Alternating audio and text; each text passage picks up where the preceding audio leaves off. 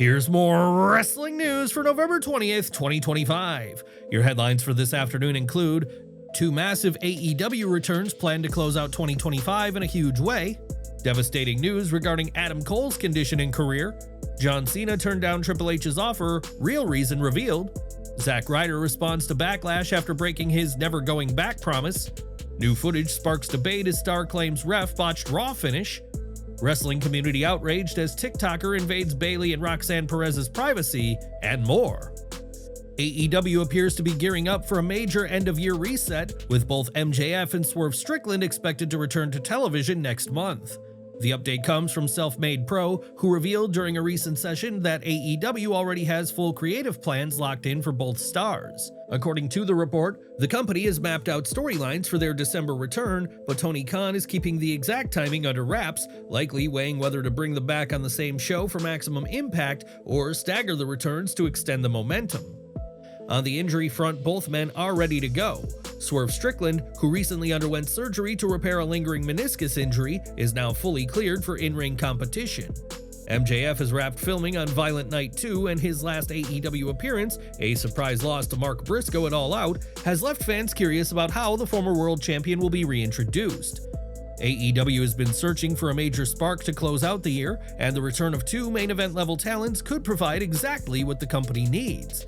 With both Swerve and MJF capable of immediately shifting the direction of AEW's top storylines, attention now turns to how Tony Khan plans to execute their comeback on weekly television.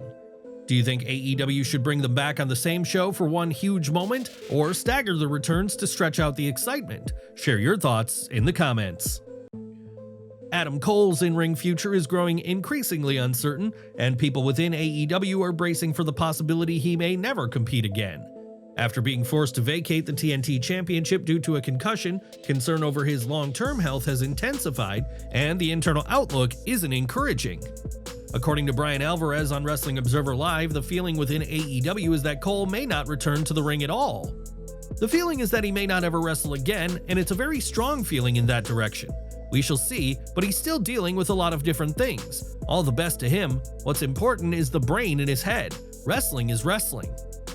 AEW President Tony Khan also addressed Cole's status during a recent media interview and didn't exactly shut the door, but made it very clear that the company is more concerned about Cole's health than rushing a return. Khan emphasized that Cole would always have a place in AEW even if he's unable to wrestle again, praising his value as an on-air personality, commentator, and host. But when it came to the question of an in-ring return, Khan didn't attempt to soften the reality of the moment. If this does turn out to be the end of Adam Cole's wrestling career, it would close the chapter on one of the most beloved performers of the last decade. From his memorable takeover runs in NXT to his rise as a top star in AEW, Cole has consistently been a favorite among fans and critics. Do you think Adam Cole should call it a career for his health, or should he fight for one more run? Share your thoughts in the comments and let us know how you feel about the future of Baby. Enjoying the video? A quick like goes a long way in helping us grow and deliver more wrestling news you care about. John Cena isn't interested in turning his final match into a nostalgia marathon because he doesn't want the spotlight on himself. Instead, he wants the entire night to focus on WWE's future. On the Raw recap show, Cena revealed that Triple H initially pitched a full John Cena tribute for the event, but Cena shut the idea down immediately, calling Triple H directly to explain why the tribute wouldn't work for the audience or the company. I really want to take my hat off to Triple H. I called him up and I said, I got an idea. We've got to do 2 hours for the show, and if you do a whole John Cena tribute, 2 things are going to happen. You either do too much or too little, and you won't please everybody. So I rejected that idea. Rather than 2 hours of Cena videos and celebrations, he pitched a completely different vision, putting WWE's rising stars on display while pairing them with established main roster names. Instead, I said I'd like to propose that we have big-name WWE superstars in exhibition matches against the brightest talents in NXT. That way, we have a sold-out building. Hopefully, the world is watching Saturday night's main event, I get to wrestle one final time, and everyone else gets to look at what they can look forward to. Yes, it's my last match, but collectively, we're all closing a chapter in sports entertainment. Cena's decision to shift the attention away from himself is yet another example of why his legacy carries so much weight. Rather than making the night about nostalgia, he's using his final match to elevate the next generation, ensuring the spotlight moves forward, not backward. Do you agree with Cena's approach for his final match? Should a retirement night celebrate the past or spotlight the future the way he wants it? Share your thoughts in the comments below. Zack Ryder's WWE comeback during the Last Time Is Now tournament made plenty of noise, but not everyone reacted positively. Some fans immediately criticized him, pointing out that he once said he'd never return to WWE. Now Zack Ryder is speaking up and shutting down that narrative. On the latest Major Wrestling Figure podcast, Ryder didn't mince words when addressing the Backlash. He made it clear that he has no interest in engaging with negativity, especially when much of the situation was out of his control in the first place. Now, there are negative people online, and I can't even respond to them. The people who say, "You said you'd never go back." Guys, shut up. Come on, what does that even matter? Ryder acknowledged that critics will always have something to say, but he emphasized a simple truth: wrestling is unpredictable, and long-term plans rarely stay intact.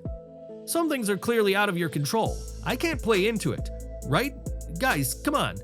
Would I have kept that story going? Yeah, it is what it is. While his return match didn't end in a win, he lost to LA Knight. Ryder's performance reminded fans that he can still hold his own against WWE's current roster.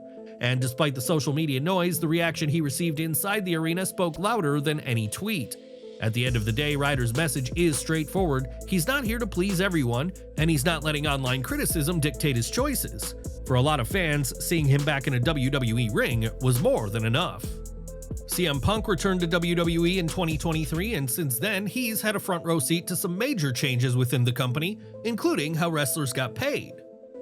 For years, both fans and talent have openly acknowledged that becoming a champion in WWE typically came with a significant pay bump.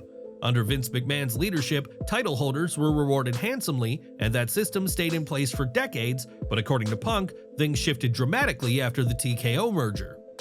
During a recent conversation with Brandon Walker, Punk revealed that championship bonuses are no longer part of WWE's pay structure.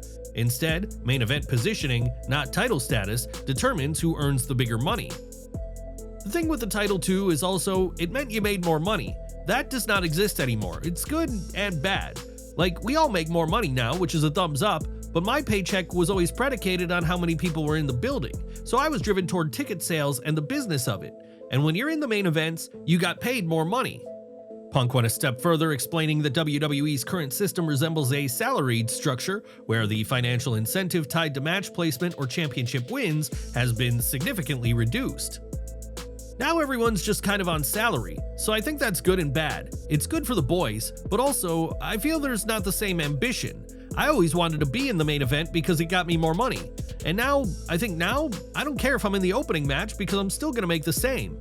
And I can shower and watch the show now. With Survivor Series being the final premium live event of 2025, expectations are sky high, and the matchup promises a massive payday for every star involved. Becky Lynch is not letting this one slide. After threatening legal action and calling her title loss a rigged setup, the man has now released new video evidence to support her claims, and she's directly naming names. On November 19th, Lynch shared new footage from the November 18th episode of Raw, highlighting the moment Maxine Dupree was thrown out of the ring before AJ Lee's distraction. In the 10-second clip, Maxine stays on the floor while referee Jessica Carr appears to ignore the standard 10 count. Becky paired the clip with a full-blown, all-caps statement. Becky Lynch, was robbed, a true champion. And that referee, Jessica Carr, people are saying very corrupt, looked very, very suspicious, terrible calls, bad judgment, not even counting. Maybe she was too busy thinking about being a star. People are saying the finish was a complete mess, horrible, fans deserve better, huge injustice, we must investigate. Hashtag Raw, hashtag rigged finish, hashtag Becky was cheated. The footage, captured seconds before AJ Lee's surprise return shifted the match, is being presented by Lynch as proof that the referee ignored basic in-ring protocol. The implication is clear: Becky believes the entire finish was orchestrated to screw her out of the Women's Intercontinental Championship. This is only the latest chapter in Lynch's escalating battle against what she's calling a corrupt setup. She's already accused Adam Pearce of allowing AJ Lee's entrance and LED graphics to air without proper approval. She's also refusing to recognize Maxine Dupree as champion, insisting the match should have ended in a disqualification or a countout. With the accusations piling up and the storyline heating fast, all signs point toward a rematch being inevitable. Do you think Becky should continue fighting this injustice, or should she move on and jump straight into a feud with AJ Lee? Share your thoughts in the comments. CM Punk drew a clear line with fans in October 2025, warning them on Instagram to stop showing up at airports and hotels, stressing that this behavior is harassment, not fandom. He urged people to respect boundaries, saying anyone who follows him will be treated as a stalker. Weeks later, a TikTok user known as King of Bundy ignored Punk's message completely. The fan filmed Punk and AJ Lee arriving at the Hyatt Regency, even complaining that Punk gave them a dirty look while they were recording him. The video sparked heavy backlash, with commenters calling out the blatant invasion of privacy, noting Punk has repeatedly said he hates these confrontations, especially when he's with his wife. The TikToker escalated things further by filming Bayley, Roxanne, Perez, and then Punk again while he waited for DoorDash, insulting him in the caption. The situation has reignited the debate over fan boundaries and the right wrestlers have to private, off-camera lives. For all of our subscribers, don't miss the 9 a.m. Eastern video we dropped earlier today. Smash that bell icon and select all notifications so you're always in the loop.